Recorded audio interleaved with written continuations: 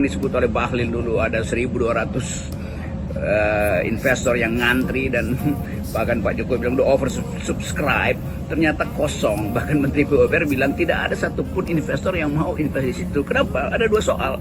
Bahwa itu akan mangkrak, pasti mangkrak, kecuali akan diperas lagi rakyat untuk membiayai lewat APBN, dan konsekuensinya janji-janji Pak Prabowo untuk makan siang gratis akan dibatalkan oleh ambisi Presiden Jokowi. Jadi kita tunggu aja bahwa pembusukan butik, keangkuhan dari rejim hari ini itu setara dengan keangkuhan Firaun untuk membangun piramida. Sebelumnya, Profesor Sudrajat Djiwandono, tim ekonom, mantan Gubernur Bank Indonesia, dan sekaligus kakak ipar Prabowo Subianto, pernah menyatakan bahwa dia lebih memilih program makan siang gratis dibandingkan dengan proyek IKN.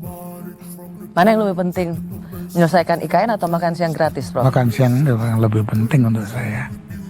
Simak videonya sampai habis. Madu, salah satu obat paling mujarab, insya Allah. Sedia madu ternak dan madu hutan. Dihasilkan oleh lebah dari nektar bunga asli, bukan dari gula yang dimakan lebah. Proses higienis, kemasan praktis dan elegan. Garansi 1 juta rupiah jika terbukti madu kami tidak asli. Terbaik, madu kelanceng, dari lebah spesial. Hubungi. Proyek IKN itu pada akhirnya jadi skandal. Itu skandal keuangan dan skandal ambisi seorang presiden yang memberantakkan aspek-aspek keadilan sosial. Dan kita tahu dari awal bahwa janji presiden itu tidak pernah dia ucapkan di kampanye. Tiba-tiba ada proyek IKN yang menyedot 400-550 triliun. Dari mana uangnya? Dari foreign direct investment. Begitu janji Presiden Jokowi waktu itu. Jadi rakyat merasa aman karena tidak akan dipaksa rakyat untuk membayar ambisi presiden untuk memindahkan ibu kota. Ternyata sekarang apa yang disebut oleh Bahlil dulu ada 1.200 investor yang ngantri dan bahkan Pak Jokowi bilang udah oversubscribe, ternyata kosong. Bahkan Menteri PUPR bilang tidak ada satupun investor yang mau investasi di situ. Kenapa? Ada dua soal.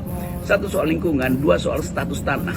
Jadi soal stabilitas politik mungkin bagi investor itu gampang, tetapi tidak ada investor dari negara-negara yang beradab mau nanam modal di tempat di mana hutan dirusak. Itu mereka akan dicaci maki oleh generasi mudanya di daerah itu. Tidak ada investor yang mau nanam modal di dalam keadaan tidak ada kepastian hak atas tanah tuh.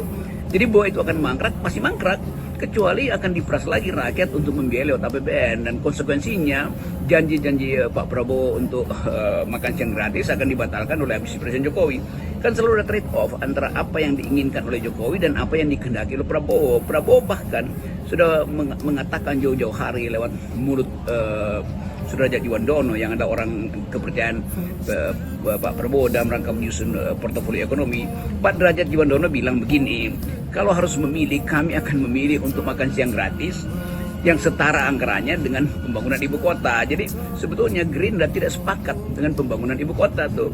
Tapi demi basa-basi politik mungkin ya itu belum bisa diucapkan sekarang. Tetapi yang lebih gila lagi, Presiden Jokowi bilang bahwa kepres pemindahan ibu kota itu akan dibuat oleh Presiden baru Prabowo. Loh, ini proyeknya Jokowi bukan proyeknya Prabowo. Jadi Prabowo akan dibebani oleh ambisi Presiden Jokowi. Itu bagian yang saya kira akan mendebarkan nanti itu. Jadi kita tunggu aja bahwa pembusukan butik, keangkuhan dari rejim hari ini itu setara dengan keangkuhan Firaun untuk membangun piramida. Dan kita tahu bahwa di dalam cerita yang dibuat oleh analisis oleh Peter Berger bahwa piramida Mesir itu adalah lambang keangkuhan, lambang dari frustrasi juga sebetulnya tuh. Dan kita tahu bagaimana korban manusia ada di dasar piramida itu, the pyramid of sacrifice itu yang kita bayangkan. Dan korban-korban itu udah mulai berjatuhan. Pertama adalah ketua otorita yang merasa bahwa dia akhirnya harus mundur dan memilih berpihak pada rakyat. Nah, suara itu adalah suara murni bahwa IKN itu dikutuk untuk gagal. Terima kasih. Ada makan siang gratis, ada IKN. Nah, Prof, saya pernah mewawancarai Prof Emil soal ini sesama asisten Prof Sumitro, Prof Emil dan Prof Sudrajat Djiwandono. Prof Derajat apa pandangannya? ya kalau saya ya juga sama dengan kalau belum mampu ya jangan dulu lah kita. Artinya kan Kita udah mampu atau belum? Menurut Prof Derajat? kalau untuk itu ya belum dong. Karena yang harus dibangun begitu banyaknya, from zero kok ya. Memang kondisi Jakarta ya makin nggak enak dan seterusnya ya. Cuman ya we have to be able to live with that sebelum betul-betul punya kemampuan untuk membangun IKN itu sampai selesai ya. Nah, itu kalau saya nggak mau punya target harus selesai 2 tahun lagi dan sebagainya. Mana yang lebih penting? Menyelesaikan IKN atau makan siang gratis, Prof? Makan siang itu yang lebih penting untuk saya. Karena ini generasi yang akan datang yang akan membangun Indonesia kok.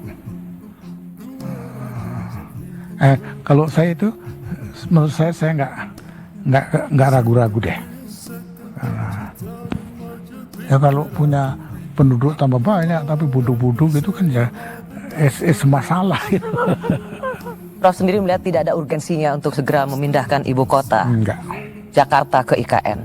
Ada investasi lain yang jauh lebih penting. Yes, that's the way I see it. Tapi itu ya apa namanya pace ya. Karena what is the urgency? What do we have to? Ya nanti jangan membuat seperti apa tuh Kambodia ya. Kalau nggak salah Kambodia ya, yang pegawainya aja pada nggak mau pindah. Ya, kemarin kita DPR juga agak menunjukkan keengganan untuk pindah.